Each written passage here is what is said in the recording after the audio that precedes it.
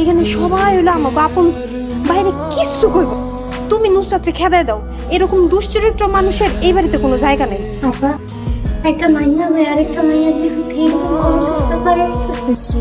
চুপ কলঙ্কিনী, তুই একটা কথাও কইবি না। রিজান সবারে বুঝায় বাড়ি থেকে বাড়ি করে দে। মনে রাখি এটা কিন্তু মেম্বারের বাড়ি, একটু ইজ্জতের প্রশ্ন, কেউ যেন কোনো কিছু জানতে না। সাবধান, এটা আমাদের পারিবারিক ব্যাপার, কারণ নিজেরা আলোচনা করে একটা সমাধান করে, ঠিক আছে? যাও তাহলে। এই রিজান ভাই ঠিক আছে গেলাম, আসসালামু আলাইকুম। চলো তুমি বল ভাই, আল্লাহ সাক্ষী আমি কোনো অন্যায় কাজ করি নাই।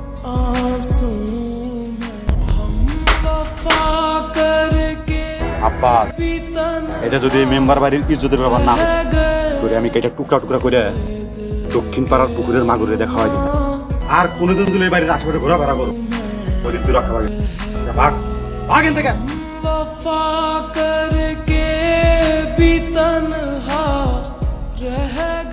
আরে যে আপনি কান্দেন না, আপনি বিশ্রাম করে করছেন, যান যান ঘরে যান।